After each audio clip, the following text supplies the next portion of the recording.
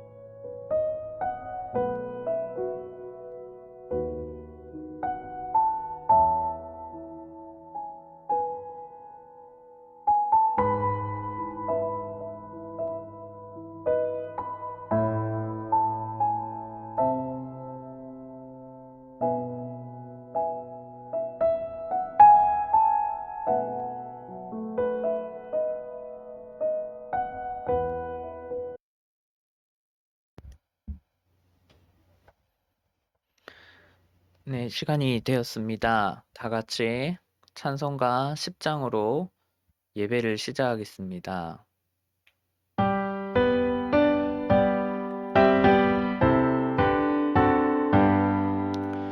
전능왕 오셔서 주 이름 찬송케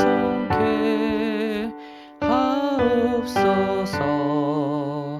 영광과 권능의 성부여 오셔서 우리를 다스려 주옵소서. 강생한 성자여 오셔서 기도를 들으소서. 택하신 백성들 복내려 주시고 거룩한 마음을 주옵소서. 위로의 주 성령 오셔서 큰 증거 주옵소서.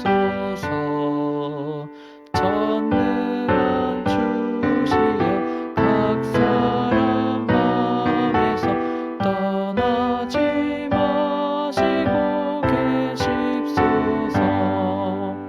성삼위일체께 한없는 찬송을 드립니다. 존귀한 주님을 영광 중 배우고 영원히 모시게 하옵소서. 아멘.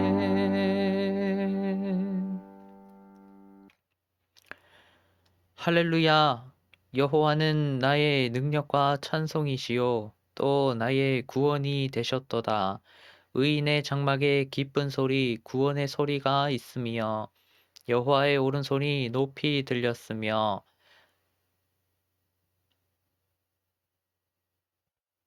여호와의 오른손이 권능을 베푸시는도다.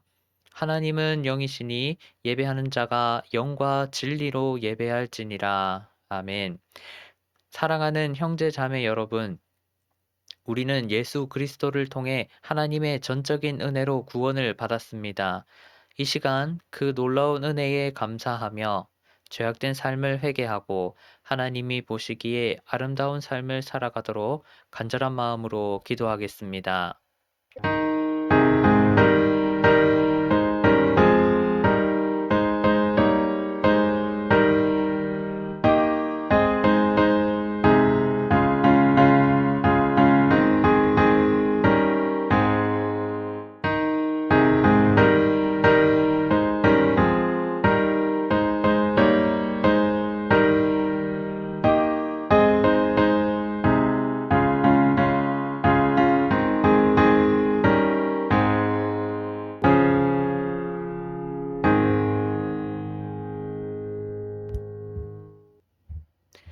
그러므로 우리는 긍휼하심을 받고 때를 따라 돕는 은혜를 얻기 위하여 은혜의 보좌 앞에 담대히 나아갈지니라.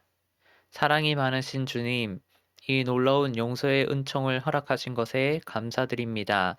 죄로 인해 잃어버렸던 구원의 기쁨과 감격을 회복하게 하신 것을 감사드립니다.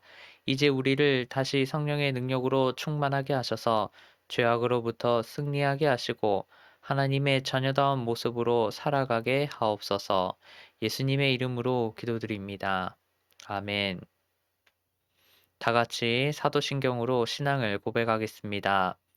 전능하사 천지를 만드신 하나님 아버지를 내가 믿사오며 그 외아들 우리 주 예수 그리스도를 믿사오니 이는 성령으로 잉태하사 동정녀 마리아에게 나시고 본디오 빌라도에게 고난을 받으사 십자가에 못 박혀 죽으시고 장사한 지 사흘 만에 죽은 자 가운데서 다시 살아나시며 하늘에 오르사 전능하신 하나님 우편에 앉아 계시다가 저리로서 산자와 죽은 자를 심판하러 오시리라. 성령을 믿사오며 거룩한 공예와 성도가 서로 교통하는 것과 죄를 사하여 주시는 것과 몸이 다시 사는 것과 영원히 사는 것을 믿사옵나이다. 아멘. 오늘 주시는 하나님의 말씀은 마태복음 24장 1절에서 3절 그리고 15절에서 31절입니다. 마태복음 24장 1에서 3절, 15에서 31절입니다. 제가 봉독하도록 하겠습니다.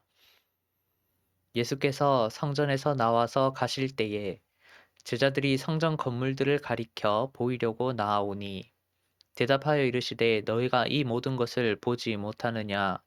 내가 진실로 너희에게 이르노니 돌 하나도 돌 위에 남지 않고 다 무너뜨려지리라. 예수께서 감난산 위에 앉으셨을 때에 제자들이 조용히 와서 이르되 우리에게 이르소서 어느 때에 이런 일이 있겠사오며 또 주의 임하심과 세상 끝에는 무슨 징조가 있사오리이까. 15절입니다.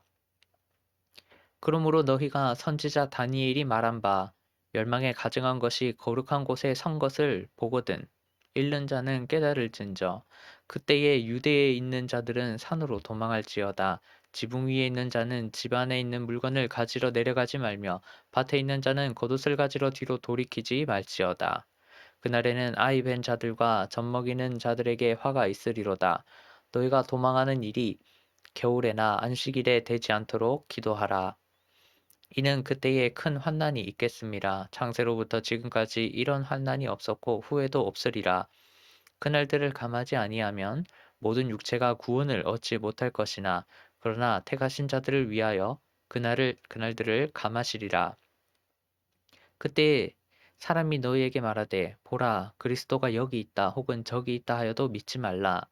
거짓 그리스도들과 거짓 선지자들이 일어나 큰 표적과 기사를 보여 할 수만 있으면 택하신 자들도 미혹하리라. 보라 내가 너희에게 미리 말하였노라. 그러면 사람들이 너희에게 말하되 보라 그리스도가 강해에 있다 하여도 나가지 말고 보라 골방에 있다 하여도 믿지 말라. 번개가 동편에서 나서 서편까지 번쩍임 같이 인자의 임함도 그러하리라. 죽음이 있는 곳에는 독수리들이 모일 것이니라. 그날 환난 후에 즉시 해가 어두워지며 달이 빛을 내지 아니하며 별들이 하늘에서 떨어지며 하늘의 권능들이 흔들리리라. 그때에 인자의 징조가 하늘에서 보이겠고 그때에 땅의 모든 족속들이 통곡하며 그들이 인자가 구름을 타고 능력과 큰 영광으로 오는 것을 보리라. 그가 큰 나팔 소리와 함께 천사들을 보내리니 그들이 그의 택하신 자들을 하늘 이 끝에서 저 끝까지 사방에서 모으리라. 아멘.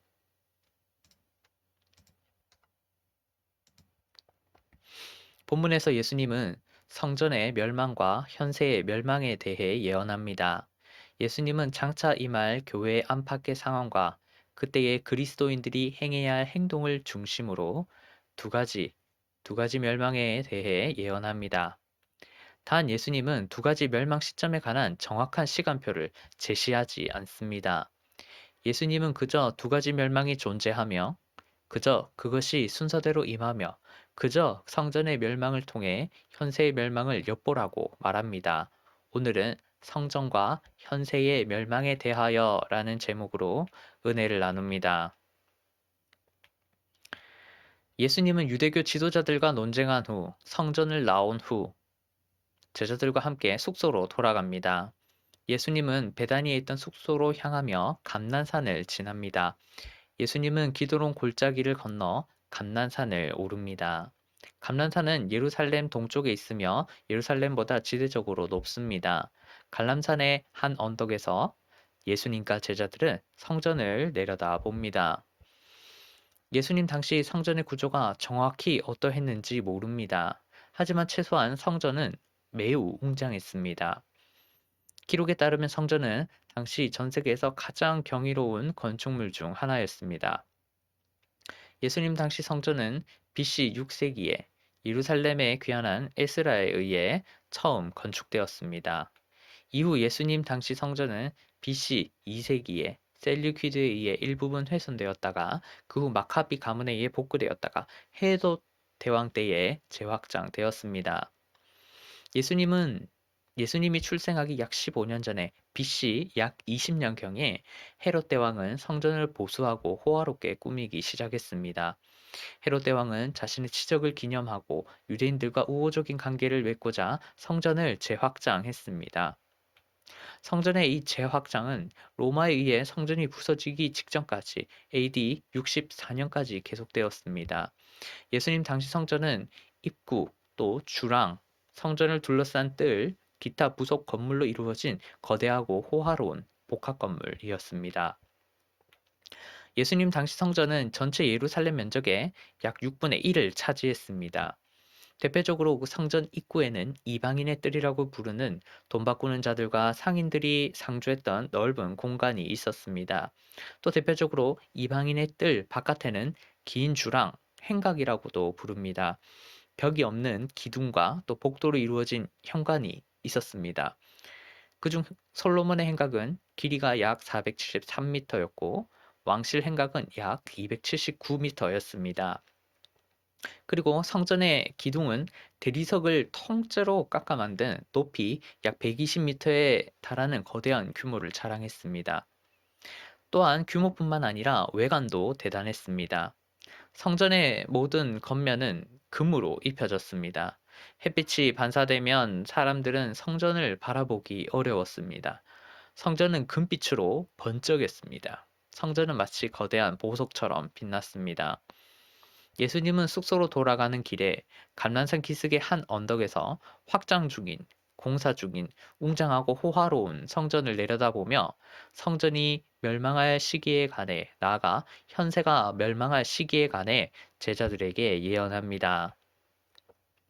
제자들은 성전이 멸망할 시기와 현세가 멸망할 시기에 관해 궁금해합니다.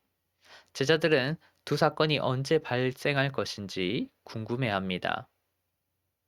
제자들은 언제 예수님이 이러한 성전을 부수고 새로운 성전을 세울 것인지, 또한 언제 예수님이 현세를 끝내고 새로의 내세를 시작할 것인지 궁금해합니다. 그동안 예수님은 공생의 사역 동안 예수님은 성전이 멸망할 시기와 현세가 멸망할 시기에 관해 자주 언급했습니다. 다만 예수님은 그저 성전이 멸망할 시기가 있음과 현존하는 세상이 멸망할 시기가 있음을 알려줬습니다. 예수님은 성전이 멸망할 시기와 현세가 멸망할 시기를 동시로 다루지 않았습니다. 예수님은 성전이 멸망할 시기와 현세가 멸망할 시기가 연속할 것이라 말한 적이 없었습니다. 그런데 제자들은 성전이 멸망하는 시기와 현세가 멸망하는 시기를 거의 동시에 일어나거나 함께 일어나는 것으로 전제합니다. 제자들은 예수님이 선언하지 않은 내용을 엉거주춤 때려잡습니다. 제자들은 성전이 멸망하는 시기와 현세가 멸망하는 시기를 거의 동시에 일어나거나 함께 일어나는 것으로 전제합니다. 마태복음 24장 3절의 병행 구절인 마가복음과 누가복음 9절에서 제자들은 예수님에게 성전이 멸망할 시기만 묻습니다. 그런데 마가복음과 누가복음의 병행 본문에서 예수님은 성전이 멸망할 시기뿐만 아니라 현세가 멸망할 시기도 알려줍니다. 마가복음과 누가복음에서 예수님은 성전이 멸망할 시기와 현세가 멸망할 시기를 동일하게 여긴 채 예수님에게 성전이 멸망할 시기를 묻는 제자들에게 성전이 멸망할 시기와 함께 현세가 멸망할 시기를 둘 다 설명합니다. 마태복음은 제자들이 예수님에게 던졌던 하나의 질문에 언제 성전이 멸망하느냐라는 질문에 다른 질문이 포함되어 있음을, 언제 현세가 멸망하느냐라는 질문이 전제되어 있음을 구체적으로 드러냅니다. 마태복음은 누가복음 및 마가복음과 비교하여 제자들이 예수님에게 던졌던 질문을 구체화합니다. 마태복음은 제자들의 질문을 두 가지로 나눕니다. 제자들이 성전이 멸망할 시기와 현세가 멸망할 시기를 구분하면서도 이들을 거의 동시에 일어나거나 함께 일어나는 것으로 전제한 데에는 이유가 있었습니다. 이는 제자들이 유대교에서 가르쳤던 종말론에 익숙했었기 때문입니다. BC 6세기 이후 바벨론, 페르시아, 헬라, 로마의 순서로 이방인 제국이 유대 지역을 다스렸습니다. 특히 역사상 가장 강력한 힘을 가졌던 로마 제국은 유대인들의 종교 생활에 매우 위협적이었습니다. 로마 제국의 통치로 인해 유대교는 몰락할 위기에 처했습니다. 유대교는 황제를 신으로 떠받드는 로마 제국의 종교와 그레코 로망 문화로 인해 점차 쇠퇴했습니다. 유대인들은 로마의 황제를 신으로 섬기기 시작했고 그리스 로마 신화가 만들어낸 세계관에 익숙해졌습니다. 이에 유대교는 전통적 종교관을 강화할 수 있는 새로운 종말론을 강조했습니다. 유대교는 사상적으로 또한 문학적으로 유대교 특유의 종말론을 발전시켰습니다. 바로 묵시문학과, 묵시사상, 예언문학과, 예언사상이었습니다. 예수님 당시의 유대교도 묵시문학과, 묵시사상의 영향력 아래에 있었습니다. 예수님 당시의 유대교도 미래에 일어날 일을 체계적으로 예견하고 그것을 문학적으로 표현하는 일에 힘썼습니다. 예수님 당시의 유대교는 현재의 난간을 극복하기 위해 희망찬 내일을 보여주려 했습니다. 예수님 당시 유대교는 로마 제국을 사단과 그 추종 세력이 지배하는 나라로 여겼습니다. 유대교는 다가올 새롭고도 아름다운 세상이 도래할 때까지 로마 제국으로부터 핍박과 고난을 버텨야 한다고 가르쳤습니다.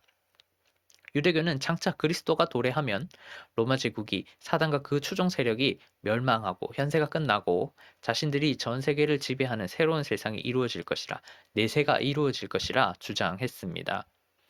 이때 예수님 당시 유대교는 그리스도의 도래와 로마 제국의 멸망, 즉 현세의 멸망이 연속적으로 일어날 것이라 주장했습니다. 예수님 당시 유대교는 그리스도의 도래와 로마 제국의 멸망, 즉 현세의 멸망 사이의 그 간격이 거의 없는 것으로 주장했습니다. 예수님 당시 유대교는 그리스도가 도래하여 로마 제국을 무너뜨린 후 즉각적으로 새로운 세상이 펼쳐질 것이라 주장했습니다. 이와 비슷하게 제자들은 성전의 멸망과 현세의 멸망이 매우 연속적으로 일어날 것이라 둘 사이의 간격이 거의 없을 것이라 전제했습니다. 제자들은 유대교의 종말론적 전제를 그대로 차용했습니다. 제자들은 예수님의 초림과 내세의 시작이 시기적으로 맞닿아 있다고 주장한 유대교의 가르침을 따라 예수님의 재림과 내세의 시작이 시기적으로 맞닿아 있다고 전제했습니다. 이에 본문에서 예수님은 장차 임할 성전의 멸망과 세상의 멸망을 구분해야 돼 각각의 사이에 있는 간격이 매우 가까우면서도 실제로 체감하기에 매우 멀 수 있음을 알려줍니다. 예수님은 유대교적 종말론에 익숙하여 성전이 멸망할 시기와 현세가 멸망할 시기를 넘겨 짚어 이해한 제자들에게 정확한 가르침을 줍니다. 예수님은 두 개의 멸망 시기에 관해 성전이 멸망하고 세상이 멸망하는 시기에 관해 가르칩니다. 이때 구약의 많은 선지자들처럼 예수님도 가까운 미래와 먼 미래를 동시에 예언합니다. 예수님은 가까운 미래와 먼 미래를 통합적으로 또한 교호적으로 예언합니다. 예수님이 쓰셨던 히브리어 또는 아람어는 묵시하기에, 예언하기에 적합합니다.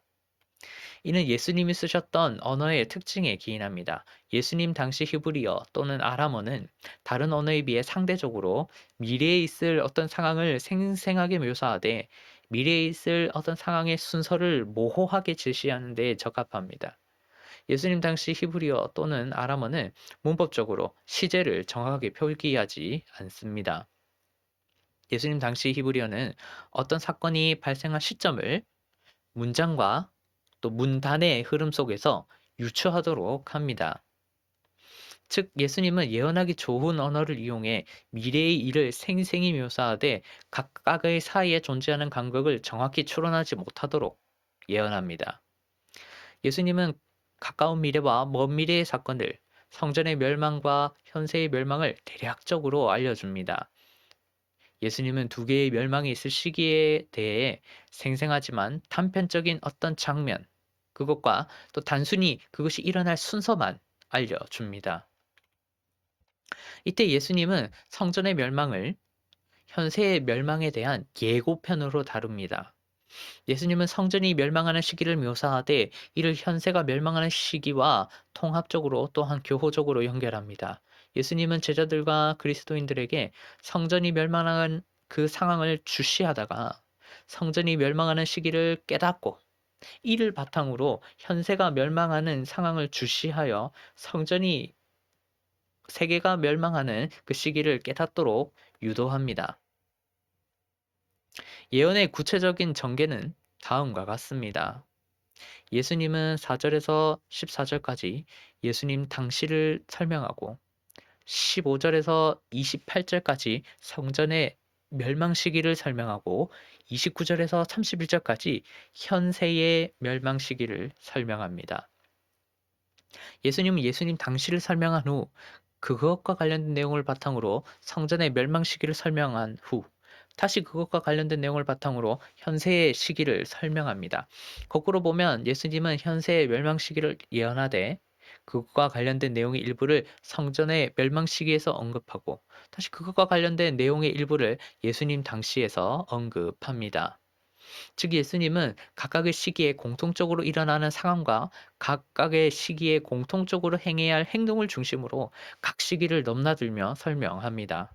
조금 더 구체적으로 말하면 예수님은 4, 5절에서 거짓 그리스도, 11절에서 거짓 선지자, 24절에서 거짓 그리스도와 거짓 선지자의 출현을 묘사합니다. 예수님은 제자들과 미래의 그리스도인이 경험하는 종교적 흐름에 관한 요소를 교회 내부 상황적 요소를 묘사합니다. 그리고 그때 행해야 할 행동을 알려줍니다. 이외에 예수님은 6에서 10절, 또 12절에서 23절, 25절에서 31절에서 다양한 재난과 전쟁과 기근과 자연현상을 비그리스도인들도 경험하는 일반적인 세상의 흐름에 관한 요소를 교회 외부 상황적 요소를 묘사합니다. 그리고 그때에 행해야 할 행동을 알려줍니다. 실제로 4절에서 28절까지 언급된 예언은 예수님 당시와 성전의 멸망 시기에 관한 내용 예언은 이미 이루어졌습니다. 예수님 당시부터 성전이 멸망하기까지 교회 내적으로 많은 거짓 그리스도와 거짓 선지자가 존재했고 교회 외적으로 다양한 재난과 전쟁과 기근과 기상현상이 있었습니다. 대표적으로 성벽에 로마 군대가 겹겹이 쌓인 것을 보면 성 밖으로 나가 성으로 다시 들어가지 말라는 15절에서 22절의 예언이 중요합니다. 해당 성경 구절은 마가복음 13장 14절에서 20절, 누가복음 21장 20절에서 24절과 병행합니다. 마태복음, 마가복음, 누가복음으로 갈수록 각각의 복음서는 이 본문을 성전이 로마 군대에 의해 멸망할 예언으로 구체화합니다. 언급하였던 예수님은 15절에서 22절까지 장차 성전이 멸망할 시기를 언급하되 그때 제자들과 그리스도인들이 행해야 할 것을 알려줍니다. 그리고 예수님의 예언에 귀를 기울였던 당대의 그리스도인들은 특히 누가복음을 읽었던 누가 공동체는 성전에 관한 예수님의 예언이 이미 이루어졌음을 가장 명백히 증언합니다. 예수님의 예언에 귀를 기울였던 당대의 그리스도인들에 따르면 로마 군대는 15에서 20절에 나오는 예수님의 예언을 빠짐없이 성취합니다. AD 68년 로마 군대가 예루살렘을 겹겹이 에워쌉니다. 마태복음에 따르면 멸망에 가증한 것이 거룩한 곳에 섭니다. 누가복음에 따르면 예루살렘이 군대들에게 에워싸입니다. 이후 로마 군대는 성을 에워싸기만 하다가 갑자기 본국으로 돌아갑니다. 로마 군대는 뜻하지 않게 성 안에 있던 자들에게 성에서 나갈 기회를 줍니다. 마태복음과 누가복음에 따르면 군대가 성을 에워쌀 때 유대에 있는 그리스도인들은 산으로 도망가야 합니다. 이외에 누가복음에 따르면 그리스도인들은 성 내에서 나와야 하고 촌에 있는 그리스도인들은 성 내로 들어가지 않아야 합니다. 생각해보면 적의 군대가 성을 에워싸는 중인데 어떻게 성을 나갈 수 있는지 의문입니다. 이는 로마 군대가 갑자기 철수했던 이유는 로마 황제가 갑자기 죽었기 때문입니다. 로마 군대가 AD 68년 예루살렘을 에워쌌을 때 로마의 반란이 일어나 황제였던 네로가 자살했습니다. 당시 로마 군대는 황제에게 조의를 피하고 또 반란의 여지를 두지 않기 위해 황제의 장례식에 참여해야 했습니다. 그 후 로마 군대는 예루살렘을 다시 곧바로 에워쌉니다. AD 68년 예루살렘을 공격했던 베시파시아누스가 AD 70년에 로마 황제에 즉위합니다. 그리고 다시 예루살렘을 공격합니다. 그의 아들인 티투스가 AD 70년 예루살렘을 공격합니다. 마태복음에 따르면 그 날이, 누가복음에 따르면 징벌의 날이 임합니다. 군대가 성을 에워싼 후 성에서 나갈 자들이 나간 후 성전의 멸망이 임합니다. 로마 군대는 고사작전을 펼칩니다. 물줄기를 끊고 식량 보급로를 끊고 예루살렘 주변에 모든 열매 맺는 나무를 다 베어냅니다.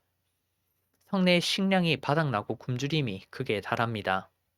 그래서 부모가 자식을 삶아 먹는 끔찍한 일이 벌어집니다. 마태복음과 누가복음에 따르면 아이 벤 자들과 젖 먹이는 자들에게 화가 있습니다.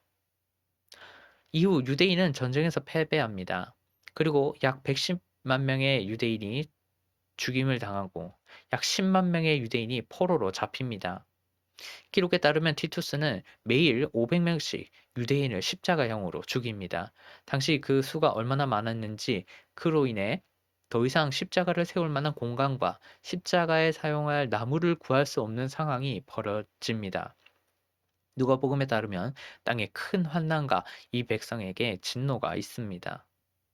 특히 로마 군대는 성전에 불을 질렀습니다. 성전에 붙은 불은 유대인들이 외벽에 칠했던 금을 녹여 금이 성전 벽과 성전 바닥에 스며들도록 했습니다. 이후 로마 군대는 그 금을 긁어내고자 돌 하나도 돌 위에 남지 않도록 성전을 부쉈습니다. 예언된 대로 웅장하고 거대하고 호화로웠던 성전이 완전히 부서졌습니다. 예수님의 예언대로 성전이 돌 하나도 돌 위에 남지 않고 무너뜨려집니다. 지금도 로마에는 1차 유대전쟁의 승리를 기념하기 위해 AD 80년 티투스가 세운 개선문이 있습니다. 그 개선문에는 성전에서 약탈한 금촛대를 로마로 이송하는 장면이 있습니다. 그렇게 1차 유대전쟁이 끝납니다. 그렇게 성전이 멸망합니다. 다시 말씀드리겠습니다. 예수님은 성전의 멸망 시기와 현세의 멸망 시기를 제자들에게 설명하기 위해 4절에서 14절까지 예수님 당시 일어날 일부터 집중적으로 예언합니다. 이후 예수님은 15절에서 31절까지 성전의 멸망 시기와 현세의 멸망 시기를 집중적으로 예언합니다. 이때 예수님은 성전의 멸망 시기와 현세의 멸망 시기를 통합적으로 또한 교호적으로 언급합니다. 예수님은 두 가지 멸망을 동일선상에 놓고 이들 사이의 간격을 원근감 없이 설명합니다. 예수님은 원근법이 없는 그림을 그리듯 장래에 있을 두 가지 멸망 시점을 다룹니다. 예를 들어 보겠습니다. 어떤 그림의 아래쪽과 또 위쪽에 두 개의 산을 그린다고 칩시다. 그 그림에 원근법이 없다면 관객은 두 개의 산 사이의 간격을 정확히 구분할 수 없습니다. 관객은 두 개의 산이 그저 매우 가까운 거리에 있다고 느낄 수 있습니다. 관객은 아래쪽에 그려진 산을 조금 더 추상적으로 가깝게 느낄 뿐입니다. 관객은 산 꼭대기들이 서로 맞붙어 있는 것 같이 느낄 수 있습니다. 그러나 실제로 두 개의 산은 꽤 멀리 떨어져 있을 수 있습니다. 위쪽에 있는 산이 매우 거대해서 실제로는 두 산의 간격이 아주 먼 것입니다. 예수님은 마치 원근법이 없는 그림을 그리듯 성전의 멸망과 현세의 멸망을 그립니다. 얼핏 보면 성전의 멸망과 현세의 멸망은 마치 연속적으로 이어진 것처럼 보입니다. 둘은 매우 가까운 시기에 성취될 것 같습니다. 그러나 실제로 두 개의 멸망 사이에는 인간이 체험하기에는 꽤나 큰 시간적 간격이 있을 수 있습니다. 원근법이 없는 그림을 보고 가벼운 마음으로 다음 산으로 향하지만 아무리 걸어도 쉽사리 다음 산에 닿지 않는 것입니다. 두 가지 멸망 시점에 관한 모호함은 그리스도인에게 경각심을 줍니다. 예수님은 제자들과 그리스도인들을 알쏭달쏭하게 만듭니다. 예수님은 두 가지 멸망 시점이 각각 빨리 오지도 않고 그것이 더디 오지도 않는다고 언급합니다. 또한 예수님은 둘 사이의 간격이 어느 정도인지 알려주지 않습니다. 예수님은 성전의 멸망과 현세의 멸망에 관한 세밀한 시간표를 알려주지 않습니다. 예수님은 그리스도인을 애타게 만듭니다. 예수님은 그리스도인을 잠시도 쉬지 못하게 만듭니다. 마치 예수님은 장난꾸러기 같습니다. 예수님은 한 번밖에 오지 않는 버스를, 언제 올지 모르는 이 버스를, 지나가면 다시 탈 수 없는 버스를 버스 정류장에서 그냥 서서 기다리라고 말합니다. 그저 버스가 올 것이니 버스가 오는지 잘 확인해라고, 다가올 버스를 놓치지 말라고, 버스가 시야에 들어오자마자 버스를 발견해야 한다고 말합니다. 예수님은 버스 시간표를 알고 있으면서도 버스가 올 시간을 알려주지 않습니다. 항상 24시간 긴장하여 주시하라고 말합니다. 언급하였듯 성전은 이미 멸망했습니다. 그때가 언제인지는 모르지만 체감상으로 굉장히 길게 느낄 수 있지만 사실 얼마 지나지 않아서 현세의 끝이 올 것입니다.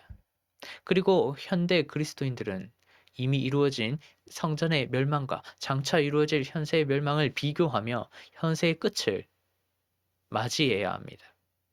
공간복음에 따르면 이미 성전은 멸망했고 현세만이 멸망으로 향하고 있습니다. 현대 그리스도인들은 현세의 멸망까지 겨우 한 단계를 남겨놓았습니다. 이미 버스가 한 대 지나갔기에 이미 지나간 버스의 모습을 잘 분석해서 앞으로 올 버스를 놓치지 않아야 합니다. 한편으로 예수님의 이런 가르침은 체감하기에 기일 수도 있지만 현세의 끝이 곧 올 것이라는 가르침은 매우 적절합니다. 왜냐하면 현세의 멸망이 개개인의 차원에서 유의미하기 때문입니다. 개개인은 역사 속에서 성전이 멸망한 시기가 있었고 현세가 멸망한 시기가 있다라는 것만 알면 됩니다. 개개인은 역사 속에서 그것들 사이의 시간적 간격이 얼마이든 상관없습니다. 개개인에게 중요한 것은 현세의 멸망이 내세의 시작이 언제부터 나에게 개인적으로 유의미할 것인지를 고려하는 겁니다. 현세의 멸망 시점은 개개인의 차원에서 다루어져야 합니다. 현세의 멸망 시점은 굳이 인류 역사의 차원에서 다루어질 필요가 없습니다. 좀 더 와닿게 말해보겠습니다. 여러분은 얼마나 살 수 있습니까? 여러분 죽기까지 얼마의 시간을 가졌습니까? 여러분에게 현세가 멸망할 시점은 얼마나 남았습니까? 여러분에게 내세가 시작할 시점은 얼마나 남았습니까? 현재로부터 죽을 날까지 여러분에게 얼마의 시간적 간격이 있습니까? 누군가가 죽음을 맞이하는 순간은 장차 현세가 멸망하는 순간과 이어집니다. 개개인이 현세에서 살 수 있는 기간은 곧 현세가 멸망하는 순간까지의 시간적 간격에 해당합니다. 성경에 따르면 모든 인간은 죽음을 맞이합니다. 죽음 이후, 현세가 끝나기 전에, 좀 더 정확하게 말하면 예수님이 재림하여 최후의 심판이 있기 전에 모든 죽은 자들이 살아납니다. 이후 모든 살아난 자들은 최후의 심판에서 신앙이 있었느냐 아니었느냐를 선고받습니다.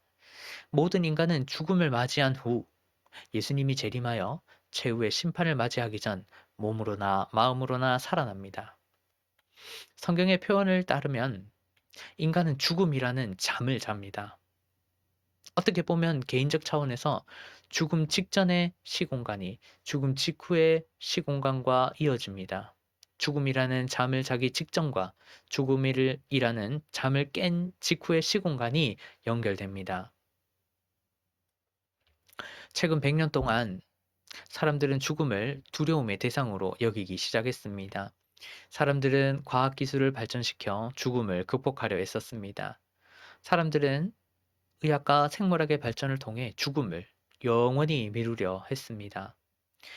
현대 한국에서도 이러한 경향을 찾아볼 수 있습니다. 현대 한국에서도 죽음을 최대한 지연시키는 경향이 있습니다. 많은 사람이 자연사하지 않고 병원에서 의료 조치를 받으며 죽습니다. 이는 죽음을 실패와 적으로 규정하기 때문입니다. 죽음을 자연스러운 것으로 수용하지 않습니다. 현대 한국인의 약 47%가 오랜 기간 장애와 또 고통에 시달리며 인위적으로 생명을 연장합니다. 현대 한국인의 약 20%가 자의식을 상실한 상태로 중환자실에서 죽습니다. 또한 최근 100년 동안 사람들은 죽음을 일상의 영역에서 제거했습니다.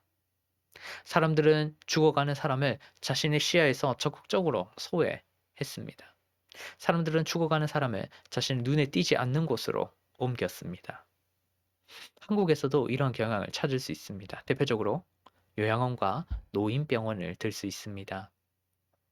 과거의 사람들은 대부분 가정에서 자신이 살던 자리에서 가족들이 지켜보는 가운데 마지막 작별 인사를 나누었습니다. 그러나 요즘 많은 사람들은 가족들과 분리된 상황에서 낯선 사람들에 둘러싸여 세상을 떠납니다. 아무도 장례식을 집에서 치르지 않습니다. 많은 사람들이 가정이 아닌 요양원과 또 노인병원에서 잠깐 동안 작별 인사를 나눕니다. 그래서일까요? 많은 사람들이 죽음이라는 단어를 싫어합니다. 많은 사람들이 과학기술을 힘입어 죽음을 연장할 수 있다고 말합니다. 많은 사람들이 죽음을 조종할 수 있다고 생각합니다. 그래서일까요? 많은 사람들이 죽음을 잊고 삽니다. 많은 사람들이 다른 사람의 죽음을 나와 무관한 것으로 여깁니다. 많은 사람들이 현세에만 집중합니다. 그러나 여러분, 개개인의 죽음은 현세의 멸망은 가까이에 있습니다. 현세의 멸망은 나와 멀리 떨어진 것 같지만 그렇지 않습니다. 현세의 멸망은 가까이에 있습니다. 현세의 멸망은 누군가는 10년 정도, 누군가는 20년 정도, 누군가는 4, 50년 정도, 누군가는 그 이상이 남았을 겁니다. 물론 어쩌면 여러 사정으로 인해 10년도 채 되지 않을 수 있습니다. 현세의 멸망 시점은 개개인의 차원에서 가까이에 있습니다. 모든 인간에게 죽는 순간은 예수님의 심판대에 서는 순간은 현세가 멸망을 맞이하는 순간은 길어야 100년입니다.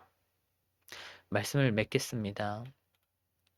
감난산의 한 언덕에서 예수님과 제자들은 성전을 내려다보며 성전이 멸망할 시기와 현세가 멸망할 시기에 관해 대화합니다. 이때 예수님은 두 가지 멸망 시점에 관한 정확한 시간표를 알려주지 않습니다.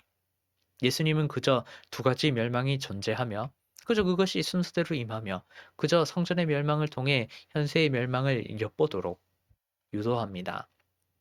예수님은 장차 임할 교회 안팎의 상황과 그때의 그리스도인이 행해야 할 행동을 중심으로 통합적으로 또한 교호적으로 두 가지 멸망에 대해 예언합니다. 중요한 것은 성전 멸망에 관한 예수님의 예언이 성취되었다는 것과 현세의 멸망이 개개인의 차원에서 다루어져야 한다는 겁니다. 역사 속에서 현세의 종말 시점을 정확히 파악하는 것은 예수님의 의중과 말씀대로 불가능합니다.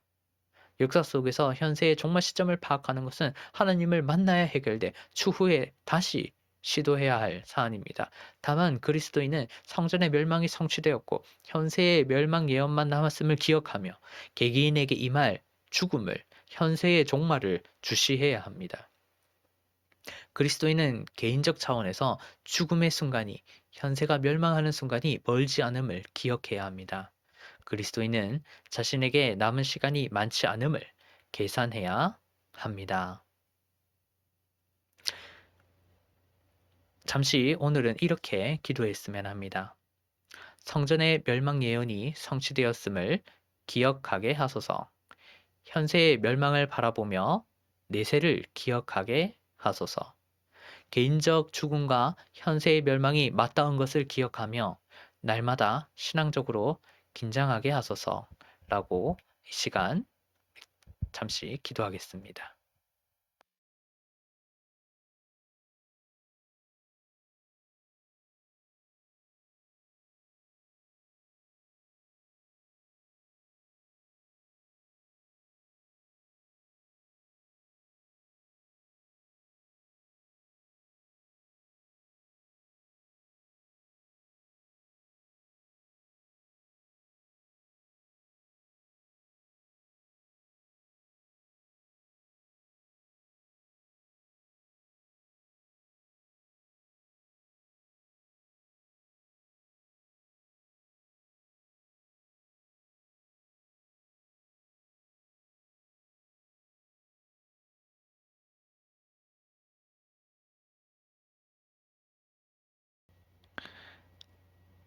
하나님 아버지, 성전 멸망 예언이 성취되었음을 기억하게 하소서. 또한 현세의 멸망을 바라보며 내세를 준비하게 하소서. 개인적 죽음과 또 현세의 멸망이 맞닿은 것을 기억하며 날마다 신앙적으로 긴장하게 하소서. 하나님 또한 이 시간 감사와 순종의 마음을 담아 예물을 드립니다. 이 예물을 기쁘게 받아주시고 하나님이 기뻐하시는 곳에 사용해 주시옵소서. 감사드리며 예수님의 이름으로 기도드립니다. 아멘. 네, 교회 소식입니다. 주일 예배는 인터넷으로 온라인으로 드립니다. URL은 주보에 또 오른쪽 하단을 참고하시기 바랍니다. 연구소 홈페이지 자료 이용 안내입니다. 연구소 홈페이지에 다양한 자료를 업로드합니다. 되도록이면 매주 조금씩 올리려고 합니다. 예, 자, 확인해 보시고 또 신앙의 유익으로 삼으시기를 바랍니다. 그리고 오디오 인터페이스 구입 완료 안내입니다. 또 생방송 및 녹화 시 필요한 오디오 장비를 구입했습니다. 또 더 좋은 소리로 또 교회원과 또 한국 교회를 섬기게 되었습니다. 또 기도와 응원에 감사드립니다. 네, 나머지는 또 주보를 참고하시면 되겠습니다. 다 같이 찬송가 29장으로 예배를 마치겠습니다.